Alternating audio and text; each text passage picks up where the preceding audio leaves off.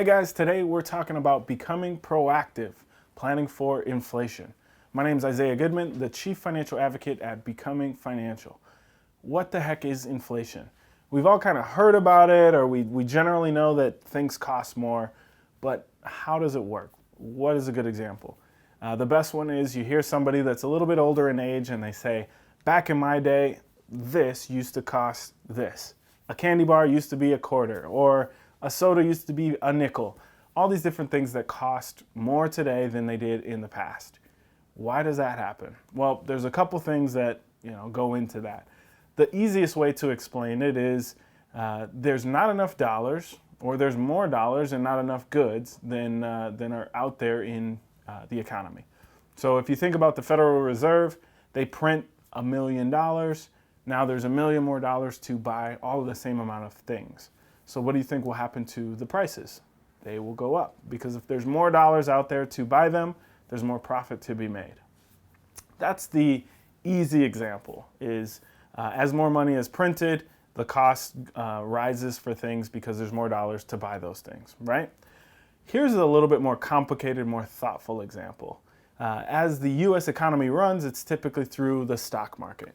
Now, what we want to see as people who are buying into those companies is that the profit and the margins of these companies are improving so that their stock can go up, right? If I own a share of a certain big company and they make more profit than they did last year, I want to buy into that company. Make sense?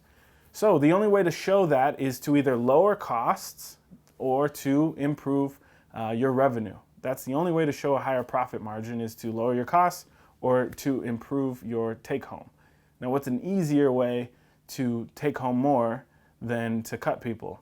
Just raise the price, even if it's a nickel or two. If your soda cost $1 last year and it costs $1.20 this year, you're going to make more revenue if you sell the same amount. Now, you can't go crazy. You can't sell a pop or a soda for $2. It's generally a little bit by a little bit, right? And there's kind of this chain effect also. If as a soda company, I want to make a little bit more money and I raise my prices, well, I'm sure the plastic company that wanted to sell me their bottles, they want to make a little bit more profit too. So maybe they raise their prices to me a little bit. Well, now I got to raise my prices a little bit more to keep up. So you can kind of see how this works. As an employee, if I want to get paid more, then I need to ask for a raise. Well, if they want to pay me more for my company, they need to charge more for their prices.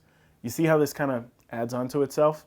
So that's generally how inflation works, is there's dollars out there, people want things, and we don't really know exactly how much it's going to cost, but we know that the prices will rise over time. Now, what does this mean for you? Long-term average inflation has been about 3.22%.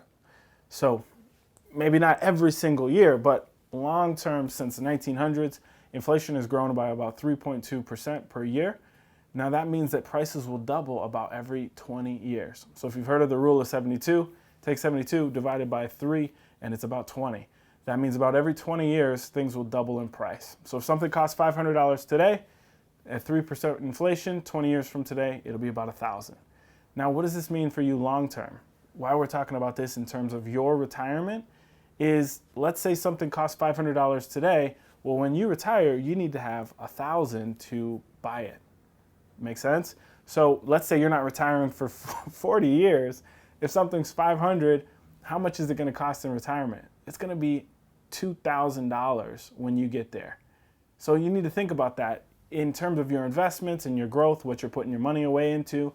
Even if it's just a savings account getting 1%, well, you're not going to keep up with inflation, right? You need to be getting at least 3%, if not higher amount, 4, 5, 7% long term on your investments and your growth, so that you can keep up and outpace inflation, so that when you get to retirement, you're able to buy things and enjoy the same lifestyle as you do today, if not greater, because you're able to keep up with that cost of living. So long term, think about that. How are you going to grow your money? How are you going to be prepared and be very proactive to combat inflation?